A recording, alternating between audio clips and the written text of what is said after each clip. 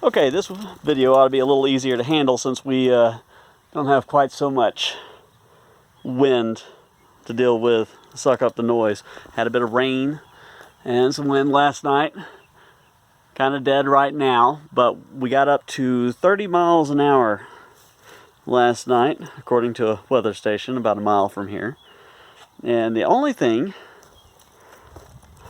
is I'm trying to pay real close attention to how this is holding up, and two of my legs have stayed right where they were supposed to. The only one that I don't like is that side. That side slid down about an inch, which it slid down the post. The post isn't any deeper in the ground than where it was, but it is slid down a little bit all the same. On this end, I ended up putting a couple of bricks under it just to help hold some of that weight. I'm probably going to do the same thing under the other two corners after I get it leveled again. Little tricky to level, but we'll do it. I think probably what happened is over here, the ground obviously was supporting some of the weight, whereas I was trying to keep it all on that post. And the ground here, after you get about 6 inches down, it's hard as concrete. But the top, sometimes it's nice and hard.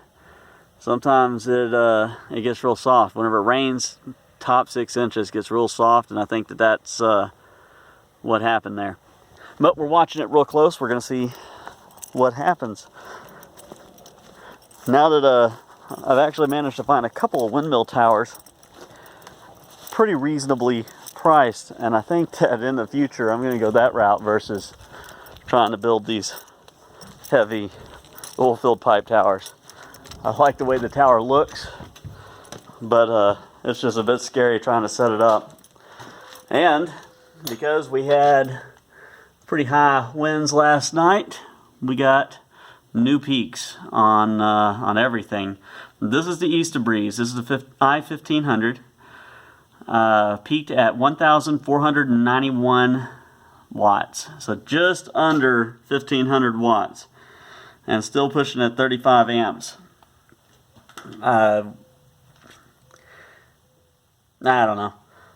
I would have liked to have seen it exceed 1,500 watts, but actually getting up that high, I find that pretty impressive by itself. I didn't expect it to work quite that well at all.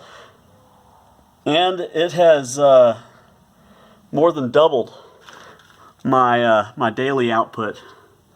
This one is the other workhorse, the 700 watt. It's pushing nearly 21 amps. It peaked last night at 1,051, which is about where it's supposed to be. The 500 is disappointing as always at 282 watts, and the 400 that I've liked from the beginning, 12 amps, 602 watts. So nice new peaks from everything. Not the highest these other three have gone, but it's the highest the ISTA-BREEZE has gone since got it up. It's the highest these have gone since we've resettled. So that's that. Thanks for watching, guys.